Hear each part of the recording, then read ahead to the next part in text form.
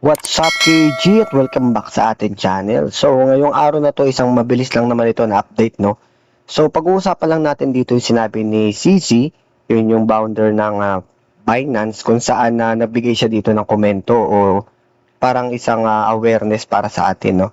Para doon sa mangyayaring sa quantum computers sa paparating, no. So isa rin to sa pag-uusapan natin na tungkol sa kung ano ba yung pwede maging epekto nito sa atin at ano ba yung mga tingin ko is mga bagay na pwedeng makaapekto or hindi uncommon na opinion, no? So magbibigay tayo ng ganun sa huli, no? Yun naman itingin ko lang at saka tingin ko is dapat talaga is ngayon pa lang na hindi pa siya ganun katunog is mapag-usapan na yung mga ganitong bagay. May inote natin lalo na makaka-apekto to para dun sa susunod na bull run na paparating, no?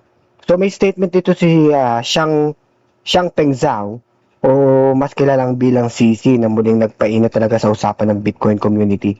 Hindi naman ito tungkol sa presyo. Hindi rin ito tungkol doon sa bull market, no? Pag-uusapan natin dito yung possibility na isang araw is maaaring kailangan niya talagang baguhin mismo yung security ng Bitcoin dahil sa quantum computers. Alam naman natin na napaka-importante ng security pagdating sa crypto. Pero ang nakakagulat kasi dito, kasama sa naging halimbawa kasi ni CC dito, mahigit 1,000,000 Bitcoin yung pinaniniwala ang pagmamayari ni Satoshi Nakamoto. Sa hindi nakakakilala, si Satoshi Nakamoto ang gumawa ng Bitcoin, no? Pero bago tayo siyempre matakot, maintindihan muna natin dapat kung ano ba talagang ibig sabihin nito. So sabi dito sa post ng Bitpinas, reflecting on future technology vectors, Binance founder Xiangpeng or ZZ Zhao outlined a community playbook on how Bitcoin could safely pivot to quantum-resistant cryptography.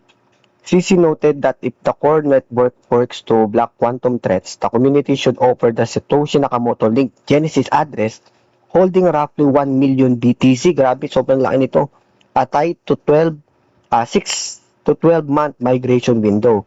If the coin fails to move after the window closes, the new protocol layer should permanently freeze those addresses. So this news is part of Bitpinas Crypto news recap. So check nyo na lang itong link nila na to. So ang nag-post nito ay ang Bitpinas.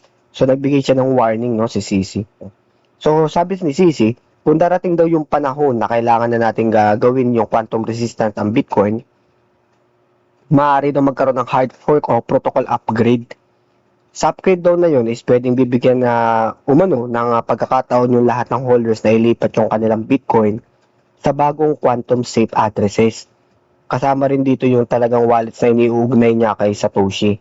Pero siyempre pagkatapos ng 6 to 12 months ay hindi pa rin talaga na ililipat yung mga coin na yun, maaari talagang permanent na talagang i-freeze ang mga address. Take note, hindi ito proposal ng Bitcoin developers, hindi naman ito official plan. Isa lang itong pananaw ni CC kung paano maaaring harapin talaga yung future scenario. So bakit kasi kailangan talaga yung quantum resistance, no? Sa ngayon kasi gumagamit tayo ng Bitcoin, gumagamit yung Bitcoin ng cryptography. Napakahirap itong basagin gamit yung ordinaryong mga computers. Pero syempre iba pag yung quantum computers. Sa theory kasi, kapag naging sapat yung lakas ng quantum computing, maaari nito talaga mapabilis yung pag-crack ng mga codes, ilang mga cryptographic algorithms, no? Pero syempre hindi mo ibig sabihin nito na kaya na to ngayon. Sa ngayon kasi, wala pang publicly available na quantum computers na kaya talagang sirain yung Bitcoin encryption sa totoong buhay. Pero syempre pinag-aaral na ito ng mga researchers ngayon pa lang na maaaring mangyari ito pagkalipas ng marami pang taon.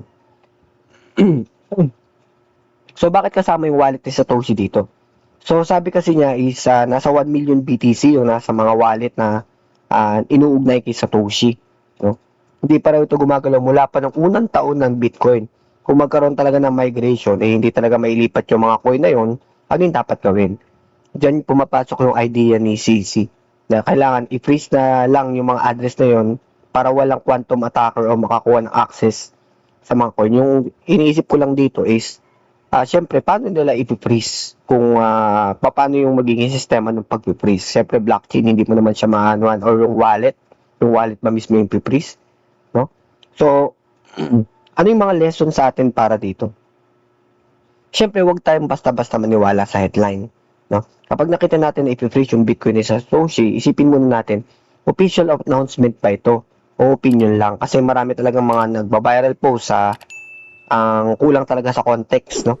Tapos, pangalawa, magkaiba kasi yung opinion at protocol. Hindi porket sinabi talaga ng isang sikat na tao, automatic na mangyayari.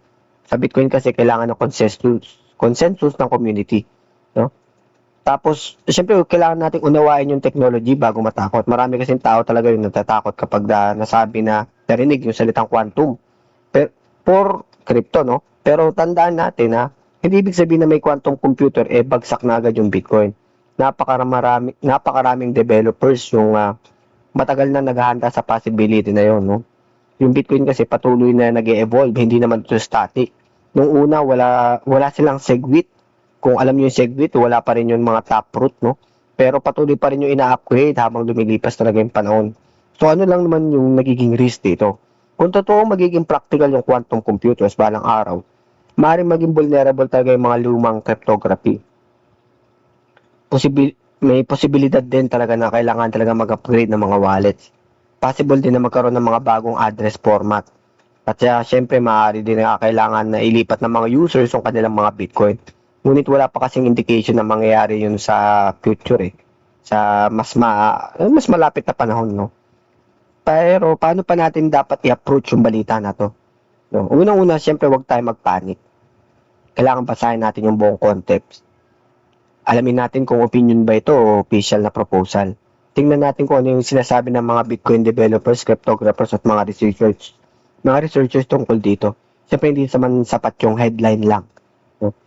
Isa sa mga interesting para sa akin dito, no? So, haka-haka ka lang naman to. Disclaimer lang, no? Ito naman ay conspiracy theory lang. Wala naman talagang ebidensya na nagpapatunay dito. Pero, ako kasi naniniwala ako sa usapang quantum resistance. Maaring maging paraan yun upang tuluyan ng alisin yung circulation. Alisin sa circulation yung 1 million BTC ni Satoshi. Siyempre, kapag na-price yung mga coin na yun, bababa talaga yung effective supply ng Bitcoin, no? Pero, maaaring rin tumaas na pa talaga yung value nun, ng Bitcoin. Dahil siyempre, na-freeze na mas tumiliit yung supply ng Bitcoin, no? Iba naman na naisip ko na baka ito yung paraan nila upang talaga mapilitan talaga magpakilala si Satoshi kung buhay pa ba siya. Pero siyempre hanggang ngayon, wala talaga itong matibay na ebidensya. Isa lang talaga itong haka-haka ng mga ilang haka-haka lang naman ito. Na ilan lang sa mga naiisip ko tungkol dito sa ano yung motibo ni Sisi, no? Pero kung if ever nga na makilala si Sisi, makikilala si Satoshi, meron kaya yung malaking epekto talaga, no? Doon ba papasok yung ano yung nationality niya, no? Sino ba siya, at handa ba yung mundo para doon? Kasi isa sa mga risk, hindi natin alam kung sino yung gumawa talaga ng Bitcoin, pero isa rin kasi yun sa mga asset, no? So, pinapakita lang dito na kahit sino pwede maging si Satoshi. Pero, if ever na magpakilala siya, magiging, ano kaya yun? Paano kung Chinese si Sisi? Paano kung Chinese si Satoshi? Or Japanese? Siyempre, pangalan niya, Satoshi, pang Japanese yun. Or American or Russian. Diba? So, hindi natin masabi kung ano yung magiging epekto nito. Magkakaroon pa kaya ng confidence yung mga tao pagdating sa ganun or ano. Although, siyempre, sa ano ngayon, sa mga tinuturo natin dito sa ating channel, siyempre dapat kilala natin kung sino yung alam natin kung sino yung mga developer ng isang project, pero hindi natin pwede kasing kaligtaan na isa rin kasi sa nagiging asset kung bakit napaka-importante nung isa rin sa nagbibigay ng value talaga sa Bitcoin dahil doon kay Satoshi Nakamoto na hindi alam kung sino. Pero kung pinakamalagang aral kasi dito, no, hindi kung mawawala ba yung Bitcoin ni Satoshi. Ang tunay kasi lesson dito, yung technology kasi talaga, patuloy yan na nagbabago, no? At security, patuloy din talaga yung na-upgrade. Siyempre bilang investor, mas mahalaga na pag-aralan talaga kaysa magpapadala tayo sa takot. Hindi lahat ng viral news ay emergency at di naman lahat ng opinion ng isang kilalang tao ay magiging reality. Kaya bago tayo mag-react, is kailangan talaga is mag-research muna, no? Kasi sa crypto, yung mga informed investor talaga ang may mas malaking chance na talaga na magtagumpay dito, no? So yun lang, no, maraming salamat sa inyong lahat. Pasensya na kayo sa boses ko, medyo inuubo tayo, no? Pabago-bago yung klima dito, no? So, yun lang, no. Maraming salamat sa inyo lahat, sa ating mga supporters and subscribers. Thank you so much sa inyo lahat. Saludo sa inyo mga ma'am, sir. At syempre, magkita-kita lang tayo sa arena. Game on!